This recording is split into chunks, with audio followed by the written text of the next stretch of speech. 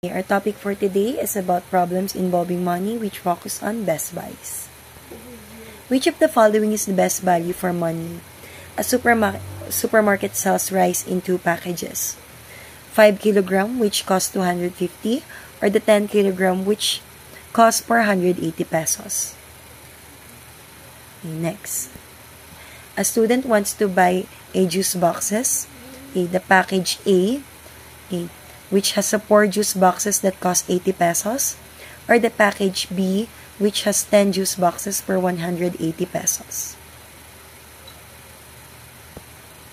Next, a store offers a bottle of shampoo, 200 ml for 120 pesos, or 500 ml for 250 pesos. And lastly, buying an internet load, 50 pesos load, which has 2 gig, good for 3 days, or a 100 pesos load, which has 5 gig, good for 7 days. Okay. So, ano nga ba ibig sabihin ng best buys? According to sa activity kanina, if you pause the video and you analyze the options, no, at nakapili kayo, ano nga ba yung mas worth ng money, then, we can define best buys as means getting the lowest cost per unit. Okay, syempre, mas gusto natin to. Okay, yung mura lang. Ayan, okay, nakakatipid tayo. That's what we call the best buys. Okay, so what's the formula, okay, in getting the best buys, no? Paano natin napipili yung options kanina, which is ano ba yung mas tipid doon? Okay, so the formula is very simple. Okay, the unit price is equal to the total price divided by the quantity. Okay, di-divide lang natin yung given na price dun sa bilang, okay, ng item. Okay, let's have an example. Okay, a supermarket sells rice in 2 packages. Yung mga examples natin kanina.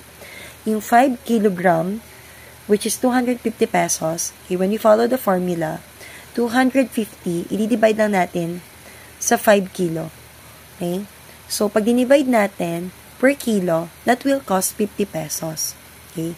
But if we choose option B, the 10 kilogram that costs 480 pesos, pag dinivide natin, 480 divided by 10, lumalabas lang na 48 pesos per kilo lang. Okay? Mas tipid ka ng 2 pesos. Okay? So, kahit mas malaki yung or mas marami yung kilogram, mas nakatipid pala. Ayan. Okay? Next. A student wants to buy juice boxes. So, ganun ulit. Okay. So, 4 boxes that cost 80 pesos, di-divide lang natin. 80 divided by 4. So, lumalabas 20 pesos per box. Okay. Pero, if pipiliin natin yung option B na 10 box for 180, when we divide 180 divided by 10, lumalabas na 18 pesos per box lang. Ayan. Mas tipid yung option B. Okay, next. A store offers a bottle of shampoo in 200 ml. That's 120 pesos. Pag dinivide natin, okay, 120 divide 200 ml, lumalabas na 0.60 centavos per ml lang siya. Okay? But if we choose the other option na 500 ml, na nagkakahalagang 250 pesos, pag dinivide natin, 250 divide 500, okay, that's cost 0.50 centavos per ml. Mas tipid ng 10 centavos. Okay, next. Ito, buying an internet load. Ayan, lalo na sa mga nagde-data dyan. Okay? Yung 50 pesos na load, 2 gig lang for 3 days. So, pag tinignan natin, yung 50 pesos, divide natin sa 2 gig. Okay? So, that costs 25 pesos per gig. Okay? Na magagamit mo for 3 days.